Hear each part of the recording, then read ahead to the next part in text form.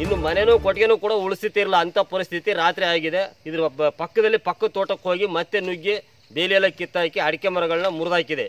ಈ ಥರ ಆಗ್ತಕ್ಕಂಥದ್ದು ಇದು ನಿನ್ನೆ ರಾತ್ರಿ ಮಾತ್ರ ಅಲ್ಲ, ಈಗ ಹೆಚ್ಚು ಕಡಿಮೆ ನಮ್ಮ ಊರಿನಲ್ಲೇ ಸುಮಾರು ಒಂದು 8-10 ದಿವಸದಿಂದ ಇದೇ ಥರ ನಡೀತೈತೆ ಪ್ರತಿನಿತ್ಯನೂ. ಫಸ್ಟು ರಾಜೇಶ್ ಮತ್ತು ಬೀರಪ್ಪನವ್ರ ಮನೆ ಜೋಳ ಕಬ್ಬು ಅಡಿಕೆ ಮರನ ನಾಶ ಮಾಡ್ತು. ಆಮೇಲೆ ಮಾರನೇ ದಿವಸನೇ ಮತ್ತೆ ತೋಟದ ಕೃಷ್ಣಪ್ಪ ಅಂತ ಹೇಳಿ ಅಲ್ಲಿ ಮೈಲಾರ್ ರವಿ ಅಂತೇಳಿ ಅವ್ರ ಮನೆ ಬಾಳೆ ತೋಟವನ್ನು ನಾಶ ಮಾಡ್ತು. ನಿನ್ನೆ ರಾತ್ರಿ ಇಲ್ಲಿ ನಾಶ ಮಾಡ್ತು.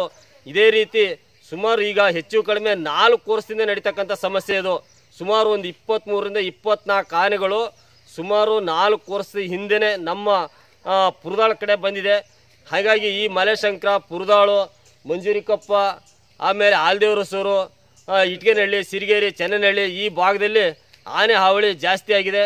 ಇನ್ನೇ ಒಂದೇ ಒಂದು ತಿಂಗಳ ಹಿಂದೆ ಹನುಮಂತಪ್ಪ ಅಂತ ಒಬ್ಬ ರೈತನನ್ನು ಅವನ ಮಗಳನ್ನ ಕಾಲೇಜಿಗೆ ಹೋಗಿ ಕರ್ಕೊಂಡು ಹೋಗ್ತಿರತಕ್ಕಂಥ ಒಂದು ಸಂದರ್ಭದಲ್ಲಿ ಸುಮಾರು ಒಂದು 6 ಗಂಟೆ ಅಷ್ಟು 6:30-7 ಗಂಟೆ ಅಷ್ಟೊತ್ತಿಗೆ ಆನೆ ಹೊಡೆಸಾಯಿತು. ಇದುವರೆಗೂ ಯಾವುದೇ ಪರಿಹಾರನೂ ಕೂಡ ಕೊಟ್ಟಿಲ್ಲ. ಅರಣ್ಯ ಇಲಾಖೆಯವರು ಯಾವುದೇ ರೀತಿ ಕ್ರಮ ತಗೊಳ್ತಾ ಇಲ್ಲ.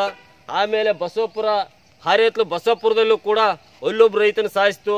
ಪ್ರತಿನಿತ್ಯನೂ ಇದೇ ಥರನೇ ಅಡಿಕೆ, ಬಾಳೆ, ತೆಂಗು ಈ ಥರ ನಾಶ ಮಾಡ್ತೈತೆ. ಯಾರೂ ಕೂಡ ಓಡಾಡೋಕ್ಕಾಗ್ತಾಯಿಲ್ಲ. ನಾವಂತೂ ಈಗ ಸಂಜೆ ಆಯಿತು ಅಂದರೆ 6 ಗಂಟೆ ಆಯಿತು ಅಂದ್ರೆ ಮನೆ ಸೇರ್ಕೋಬೇಕು.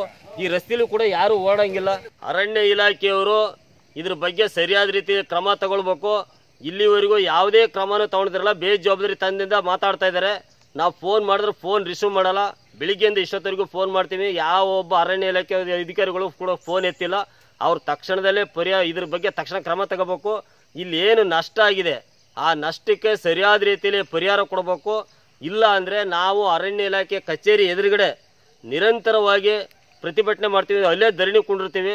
ಯಾವುದೇ ಕಾರಣಕ್ಕೂ ಇನ್ನು ಸಹಿಸಕ್ಕಂತೂ ಸಾಧ್ಯವೇ ಇಲ್ಲ. ಈ ಭಾಗ ಪೂರ್ತಿ ಏನಿದೆ ಸುತ್ತಮುತ್ತಲ ಹಳ್ಳಿಗಳ ರೈತರು ಎಲ್ಲರೂ ಸೇರಿ ಏನು ಡಿವಿಷನ್ ಆಫೀಸ್ ಇದೆಯಲ್ಲ, ಡಿವಿಷನ್ ಆಫೀಸು ಕನ್ಸುಲೇಟರ್ ಆಫೀಸ್ ಎದುರುಗಡೆ ಧರಣಿ ಕುಂಡಿರ್ತೀವಿ. ನಮಗೆ ಸೂಕ್ತವಾದ ಪರಿಹಾರ ಸಿಗಲ್ಲವರೆಗೂ ಕೂಡ ನಾವು ಅಲ್ಲಿಂದ ಹೇಳಲ್ಲ ಅಂತಕ್ಕಂಥ ಒಂದು ಮಾತನ್ನು ಈ ಸಂದರ್ಭದಲ್ಲಿ ಹೇಳ್ತಾ ಇದ್ದೀನಿ.